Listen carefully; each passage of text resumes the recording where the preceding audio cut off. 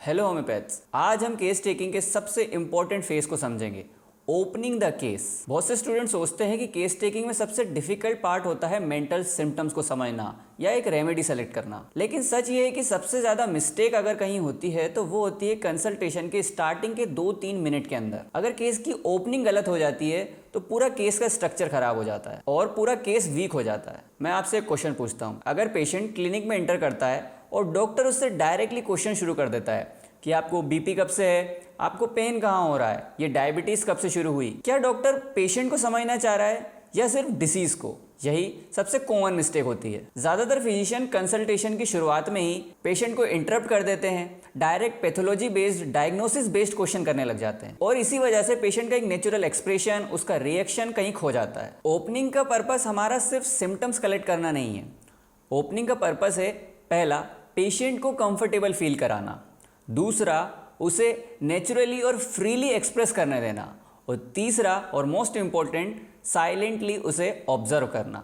अगर ये तीनों चीज़ें आपने अगर मास्टर कर ली तो केस का जो फाउंडेशन है वो बहुत ज़्यादा स्ट्रॉन्ग हो जाएगा। अब एक इंपॉर्टेंट क्वेश्चन आता है कि फिर कंसल्टेशन स्टार्ट कैसे करें। ज़्यादातर डॉक्टर पेशेंट से बोलते हैं क्या प्रॉब्लम है, लेकिन ये क्वेश्चन पेशेंट को एक सिम्टम लिस्ट मोड में लेकर आ जाता है। इसके बदले आप कहिए कि आप अपनी तकलीफ को शुरू से बताइए, जैसा भी आप महसूस करते हैं। ये सिंपल सी लाइन दो काम करती है। पहला, पेशेंट को एक नैरेटिव मोड में लेकर आती है और दूसरा, पेशेंट की ओरिजिनल लैंग्वेज, उसका ओरिजिनल एक्सप्रेशन रिवील करती है। एंड रिमेंबर, होम्योपैथी पेशेंट की लैंग्वेज से ही शुरू होती है। पेशेंट की पहली अनडिस्टर्ब, अनइंटरप्टेड स्टोरी ही पूरी केस टेकिंग का सबसे इंपॉर्टेंट पार्ट होता है। मैं इसे केस का गोल्ड माइन कहता हूँ, क्योंकि इस फेज में आप देख सकते हैं पेशेंट की मेंटल स्टेट, उसका इमोशनल टोन, कंप्लेंट की इंटेंसिटी, उसके नेचुरल मॉडलिटीज, गेस्चर और पोस्चर। सबसे इंपॉर्टेंट बात यह है कि ये सभी एक्सप्रेशंस और इमोशन अनइंटरप्टेड होते हैं, नेचुरल होते हैं और ये सभी एक्सप्रेशन अनफिल्टर्ड होते हैं। जैसे ही आप कभी भी पेशेंट को इंटरप्ट कर देते हैं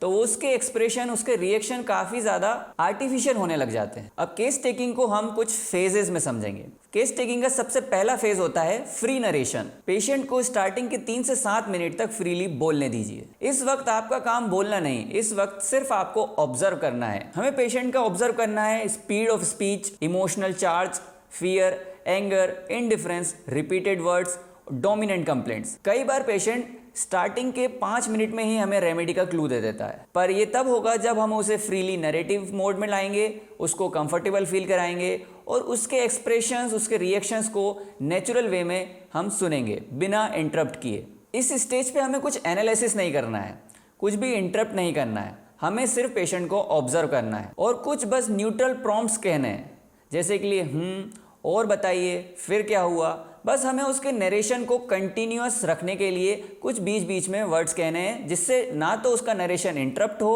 और एक कंटिन्यूअस फ्लो में चलता भी रहे और पेशेंट को ये भी लगे कि डॉक्टर उसे कंप्लीटली और अच्छे तरीके से, ऑब्जर्विंग तरीके से सुन रहा है, बट इंटरप्ट नहीं कर रहा। जब पेशेंट की फर्स्ट नरेशन कंप्लीट हो जाए तब शुरू होता है सेकंड फेज। इसके बाद हम पेशेंट से जेंटली उसका कंट्रोल लेते हैं, हम क्वेश्चन पूछना शुरू करते हैं और उसके नरेशन में बताई हुई चीज़ों को काफ़ी ज़्यादा क्लेरिफाई करना शुरू करते हैं। आप पूछते हैं उसकी location, sensation, modalities, concomitants, time factor.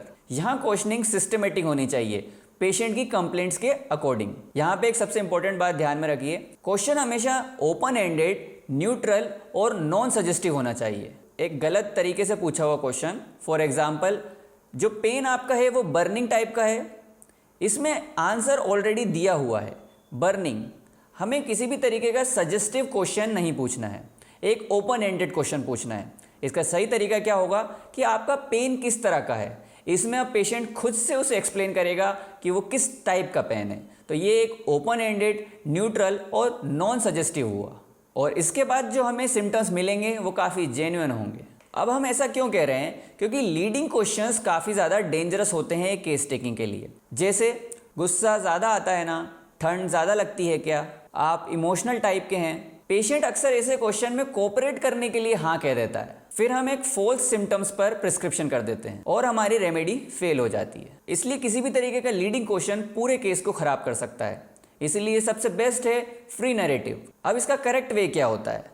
इसलिए हमें पूछना है, जब गुस्सा आता है तब आपका रिएक्शन किस तरह का होता है, गुस्से में आप क्या करते हैं, ठंड और गर्मी से आप पर क्या असर पड़ता है। आप अपने नेचर के बारे में खुलकर बताइए, आप अपने नेचर को एक्सप्लेन करिए। पेशेंट को यहाँ हमें खुद डिफाइन करने देना है, एक ओपन नरेशन रखना है जिसमें पेशेंट अपने सिम्टम्स को खुद से आगे रहकर अपनी नेटिव लैंग्वेज में, अपनी नेचुरल लैंग्वेज में एक्सप्रेस करे, जिसमें हमें जो भी सिम्टम्स मिलेगा वो काफ़ी नेचुरल और जेन्युइन होगा। अब प्रैक्टिकल क्लिनिक की बात करते हैं। कुछ पेशेंट टॉपिक से टॉपिक पर जंप करते रहते हैं, कुछ कंटिन्यूस बोलते रहते हैं। ऐसे पेशेंट को एग्रेसिवली इंटरप्ट नहीं करना है, रेस्पेक्ट मेंटेन रखिए, बस जेंटली रीडायरेक्ट करने की कोशिश कीजिए। जैसे कि पेशेंट से हम कहेंगे कि मैं आपकी बात समझ रहा हूं, लेकिन हम वापस इस टॉपिक पर आते हैं। आपको केस टेकिंग के स्ट्रक्चर को मेंटेन करना है, पेशेंट को कंट्रोल नहीं करना है। अब यहीं पे दूसरी तरफ कुछ ऐसे पेशेंट होते हैं जो हमें कुछ बताते ही नहीं है, कुछ बोलते ही नहीं है, साइलेंटली बस बैठे रहते हैं। हमारे किसी भी क्वेश्चन पे भी ज़्यादातर हाँ, नहीं,